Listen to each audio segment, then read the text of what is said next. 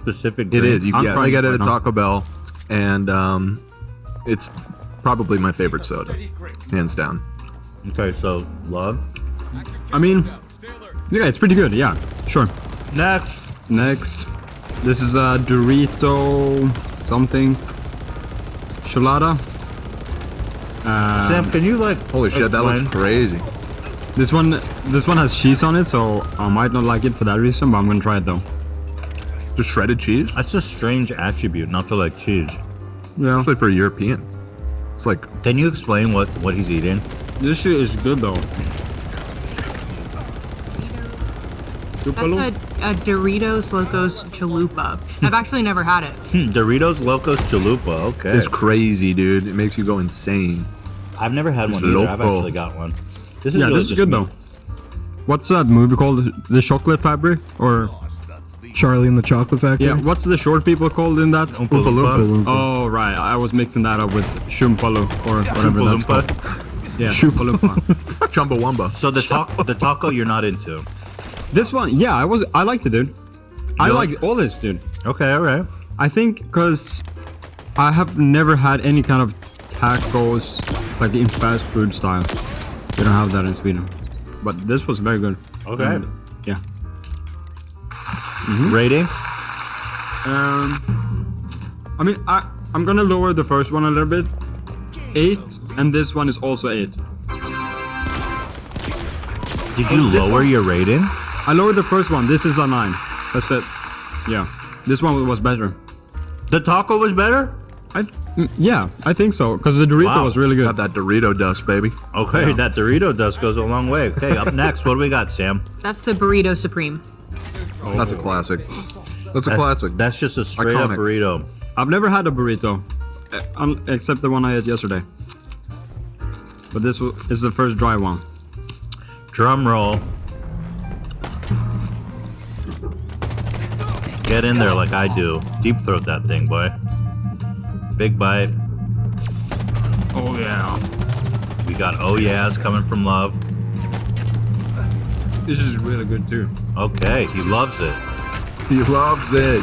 That's what I'm This is, saying. this is warm in my heart. Dude, Taco Bell makes this shit. They make this in a lab. They like, but Yeah. they put crack in it. It's like, MSG. I'm just kidding. Burning in their butthole. And Taco Bell is pretty infamous for fucking up digestive systems, but I don't know. It doesn't hit me. I got for Christmas, Chantal's mom got me a gift card to Chipotle, Yeah. and I can't eat there after Ian's experience. I don't know what to do with the thing. I'll take it. You want Ian's it? experience? Yeah, I'll take it. Yeah, I mean, I would take it. Yeah. mean, give it dang to Ian. shit. Ian will Wait, take so it. it didn't make you sick, it made Ian sick. Well, now I'm fearful to eat the shit. Has it ever made you sick before? It has, yeah. Not as violent as Ian, but now I'm just like, oh shit. Yeah, I'll never go there ever again. It was like, Really? he Yeah. got floored for like No, 2 never. weeks. No exaggeration. It was really like weeks of It was the pain. worst thing my stomach has ever gone through in my life. God, what could it have been? What kind of meat did you eat? Oh God, I don't know. I remember we showed it on the show, and it looked like something Zach would leave on a lawn. Right. I remember. Thanks, Ian. All right, Soft taco. what's next? Let's see. Let's slam this one. Soft taco. There's cheese in this one too. Uh-oh. Shredded cheese. Loves Nemesis. I'm gonna bring in the cheese out. Yeah, this one's pretty good too. It's all the same, you'll learn. Yeah, it's all the same. But this one has potatoes in it. Oh, it does? Yeah. Okay, interesting. Oh. All right, This one is anything else? like, I like the one kind of with event, potatoes. like not that special. It's just like a burrito with potato. Yeah. Anything else there? 5 out of 10. There's 5 out of 10? A little disappointing. Brutal. cheese and potato. Yeah, that's just potato. Old potato. 3 out of 10. Whoa. Why the hate? Whoa. It's just potato. With cheese and sour cream, bro. Yeah, I don't like cheese. I'll slam all this though. Everything I ate a little bit, I'll eat it all. So what was your favorite item? Honestly, probably the Dorito one. Followed very closely by the what was the big round thing? He's got Crab Supreme, dude. Yeah, Love if that really one was has newer, gamer blood, man. Of course, the Dorito one is the one that got him. yeah. But if the crunchy, the round thing, if that one was newer, I'd probably like that one more. Crunchwraps are something special. Yeah. They, they scientifically concocted like the perfect little handheld. It's not dish. food. That's the thing. Like Taco Bell is not. It's not. Like it can't be considered actual food. It's like Soylent. Like candy. yeah. I mean, it's engineered literally just to fuck with your brain to convince you this is the best thing you've ever eaten. But there's no nutrients in it. You will die if you eat Taco Bell. Like Only. exclusively. Yeah, you'll die. Well, So, Love, what's the rank? What do you think? Taco Bell.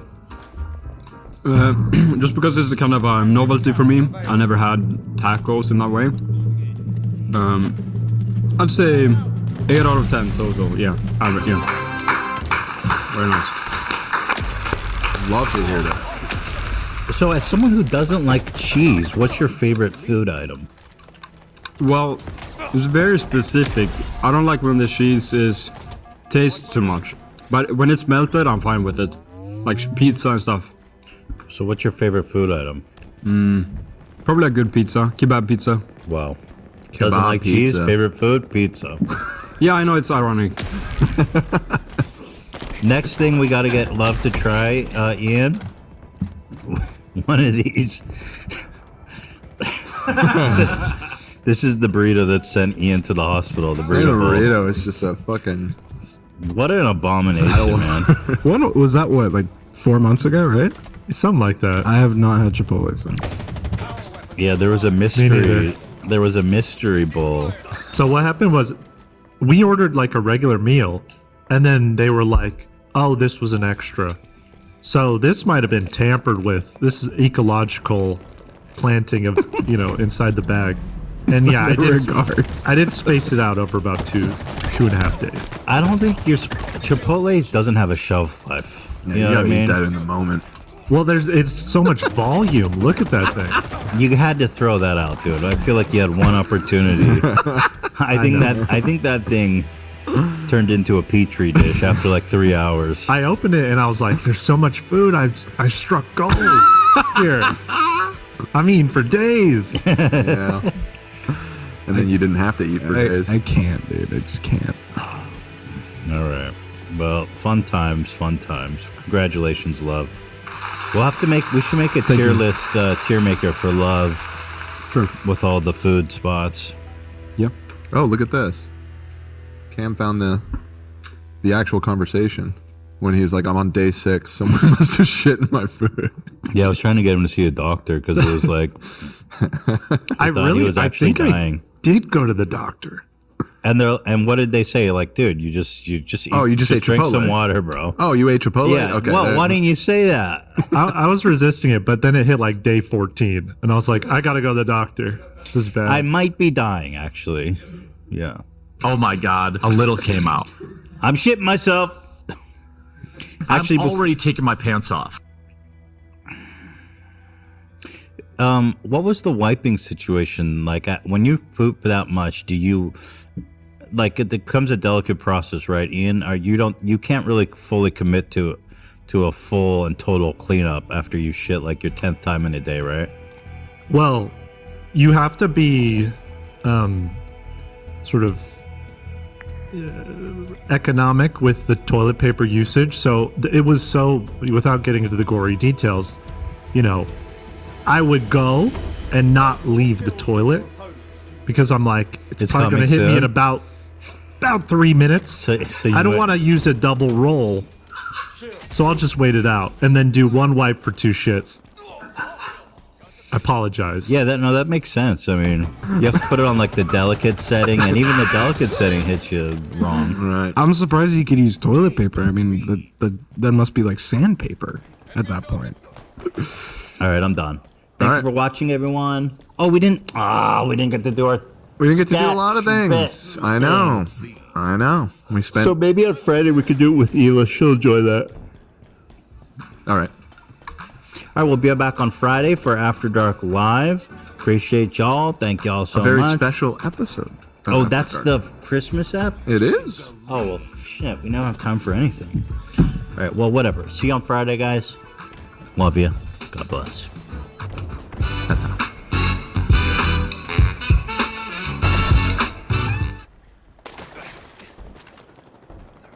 Y'all, I don't want to ruin this. Just watch with me. And Tori, they're not seeing any flakes, but wet roads.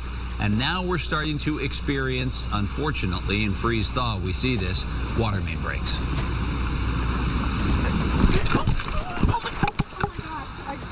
Got hit by a car, but I'm okay. I just got hit by a car, but I'm okay, Tim. That's first for you I'm on okay. TV, Tori.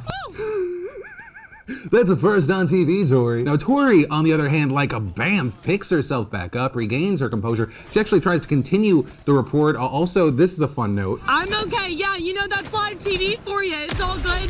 I actually got hit by a car in college, too, just like that.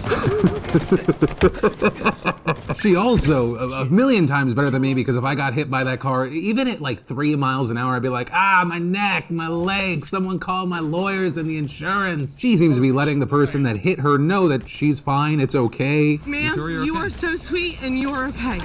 It is all good. You then had Tim back in the studio asking, the important questions. Were you bumped down low, Tori, or were you hit up high? I couldn't really tell from the looking. Which then led to this beautiful gem of a moment. I don't even know, Tim. My whole life just flashed before my eyes. But this is like... Yeah, that can happen. When did your ability to be able to emote or feel anything die, Tim? Though in Tim's defense, when people online were saying, is he a cyborg, he responded, I couldn't see what happened, only audio. Then I wasn't truly convinced she was okay. But as others have pointed out, that seems to contradict what he said while he was live on air when he said, I saw you just get knocked out of frame. But really, the main point of this intro is to say, Tori, you are our BAMF of the day. You showed a level of professionalism I will never even get close to. But with all of that now said, sup you beautiful bastards, welcome back to the Philip DeFranco Show. Hit that like button or I'll punch you in the throat, and let's just jump into it. And then, if I were to ask you, how much money do you think the average American makes in a year, what would your guess be? What do you think? Is it 30,000, 50, 70, 100,000? Where do you think it is? And I ask that because over the last day, there's this tweet that's gone viral from a professor at the University of Pennsylvania's Wharton Business School. Reading, I asked Wharton students what they thought the average American worker makes per year, and 25% of them thought it was over 6 figures. One of them thought it was $800,000. Really not sure what to make of this. The real number is 45K. Though, to be that fucking guy,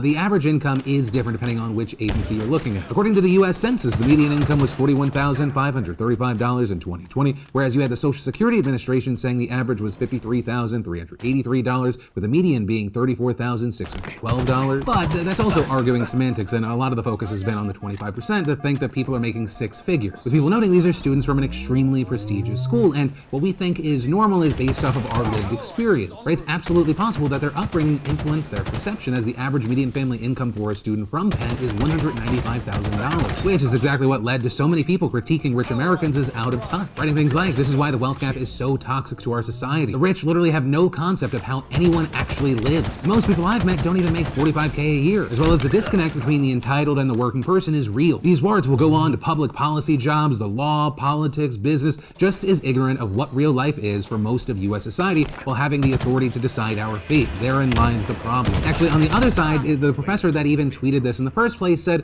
I think this revelation maybe isn't that big of a deal. Because according to her, a lot of people want to conclude that this says something special about Wharton's students. I'm not sure it does. People are notoriously bad at making this kind of estimate, thinking the gap between rich and poor is smaller than it is. This was indeed why I asked business school students. I was curious if they were as biased as everyone else. Now, with all of that said, as far as my opinion, the number that I think sticks out to me as maybe the most meaningful is the Social Security Administration saying the median is $34,000 a year. And I say that because in this country, we have a well-documented gap between the rich and everybody else. When you're doing the calculations and you have these kind of more rare but extreme numbers in your calculation, average isn't always the best bet. Or let's say we're trying to do this math. We have me, 19 other people. Let's say I make $1 million, they make $50,000. Even though there were 19 others and only one of me, the average in that equation comes out to just under $100,000 a year. Right? A number that's almost double what 95% of the participants make made a year. Now, with all that said, I really did wonder, what would your guess be? So on YouTube, I did a poll on our community page saying, hey, out of these options, how much do you think the average American makes? And we found everything kind of gravitated towards the 40,000 number. 15% saying 20K, 63% saying 40, 20% saying 60, and kind of funny, 1% saying 110,000. So not many people from Wharton watch my show. It's fine. And then, do y'all remember that Key and Peele sketch where they kind of joked about rappers snitching on themselves and their music? Or poking fun about lyrics that are like, I killed this person, here's how it happened, when it happened. Well, as it turns out, there is a bill in New York that a lot of people are trying to get passed regarding this. And in fact, most recently, Jay-Z and a slew of other rappers and artists signed a letter in support of a New York law that would prevent rap lyrics from being used as evidence in court. The bill in question is called Rap Music on Trial, and it was introduced in November by State Senators Brad Hoylman and Jamal Bailey, with the bill aiming to, quote, enhance the free speech protections of New Yorkers by banning the use of art created by a defendant as evidence against them in a courtroom. And adding, the legislation will protect all artists and content creators, including rappers, from having their lyrics wielded against them by prosecutors. Because as things currently stand, works like rap lyrics can be used as evidence against a defendant, but if this law were passed, in order to submit these pieces as evidence, prosecutors would need, quote, clear and convincing proof that there is a literal, factual nexus between creative expression and the facts of the case. And there are actually plenty of examples of lyrics being used as evidence, with the senators noting that back in 2019, Tekashi 6ix9's lyrics were introduced in court to compel him to become a government witness to avoid harsher sentencing. Rolling Stone also noting that the late Draco the Ruler was subjected to something similar as well. Right before he was acquitted in a 2016 murder case, prosecutors attempted to use his lyrics against him to try to make jurors think that he brought a group of armed people to target the victim. Lawyers also read the lyrics to Kanye West's Flashing Lights in a case where he was accused of assaulting a photographer. But as Senator Hoylman argues, nobody thinks Johnny Cash shot a man in Reno just to watch him die, or that David Byrne is a psycho killer. But routinely, rappers have their lyrics used against them in criminal charges. With Senator Bailey adding that the use of rap and hip-hop lyrics in particular is emblematic of the systemic racism that permeates our criminal justice system. Which brings us back to the letter, which was signed by Jay-Z, Meek Mill, Big Sean, Fat Joe, Kelly Rowland, Robin Thicke, and more. It was written by Jay-Z's lawyer, Alex Spiro, and University of Richmond professor Eric Nielsen, and states, rather than acknowledge rap music as a form of artistic expression, police and prosecutors argued that the lyrics should be interpreted literally, in the words of one prosecutor, as autobiographical journals, even though the genre is rooted in a long tradition of storytelling that privileges figurative language, is steeped in hyperbole, and employs all of the same poetic devices we find in more traditional works of poetry, with it adding that these lyrics allow prosecutors to obtain convictions even when other evidence is lacking, and arguing the practice specifically harms young Black and Latino men, who are the overwhelming majority of artists in these cases. With the writers saying they've identified hundreds of cases where rap lyrics were exploited, and noting that it has a potential to be highly prejudicial. Also citing a study where two groups were given identical violent lyrics. One group is told it was a country song, others told it was rap, and they found the people who believe the lyrics came from a rap song were significantly more likely to view them as threatening and in need of regulation than those who believe that they were country lyrics. And with the letter closing, as these and other studies suggest, weaponizing rap music against its creators is racially and culturally discriminatory. It is also an affront to the First Amendment protections that everyone in this country should be entitled to. But from that, I want to take a second to thank the sponsor of today's show, NordVPN, or more directly, nordvpn.com/Phil. Y'all know I've been a Nord customer for years now, and if you still haven't checked them out by now, you're really missing out on peace of mind that you get by securing your personal data and internet activity. I like the NordVPN servers are ultra fast, so I don't have to sacrifice speed for security. Nord gives me both. They have a strict no logs policy, meaning they don't track, collect, or share your private data like some of the other VPN providers. What's more, one account lets you connect and secure up to 6 devices in any combination, so you can actually protect yourself and a loved one or two. So with that, you might want to make NordVPN a part of your online security plan for extra safety. So just head on over to nordvpn.com/Phil right now to get a huge discount on a 2-year plan, plus 1 free additional month. And just so you know, this free month is only available through YouTube. So what are you waiting for? Go to nordvpn.com/Phil, and it's all risk-free with Nord's 30-day money-back guarantee. And then, in business and entertainment news, the age of the YouTube original is over, with YouTube's chief business officer, Robert Kyncl, making a statement this week, making this announcement, noting that YouTube's paid out more than $30 billion to creators, artists, and media companies over the last 3 years. But adding, however, with rapid growth comes new opportunities, and now our investments can make a greater impact on even more creators when applied towards other initiatives like our Creator Shorts Fund, Black Voices Fund, and live shopping programming, to name a few. But also it appears that some originals will still trickle through because they say they're going to honor their commitments for shows already in progress. And as far as my personal thoughts on this, I don't really care that YouTube Originals is over, but I am thankful that it was a thing. And not because I loved all the content and I was like, I'm really glad Demi Lovato, Will Smith, and others got feels. Or rather, because we got to see homegrown YouTube creators like Rhett and Link, Markiplier, Liza Koshy, and PewDiePie actually getting original series, YouTube backing them with dollars and attention. Though we also saw people not happy with this move. Creators like Dan TDM tweeted, "Why grow something that big just to move on to the next thing? Seems a shame that YouTube is just trying to emulate TikTok." With others also just generally criticizing the choice. But I will say, I personally think that it makes sense to focus on, even if you don't use it and you kind of hate it, I think it makes sense for YouTube to focus more on things like YouTube Shorts, because right now, TikTok is eating YouTube's lunch. But more and more people are using TikTok every day. Hell, we were talking about reports last year that TikTok users are spending more time watching content there than YouTube users. I mean, if you're YouTube, right, you've been seen as the king of online video for over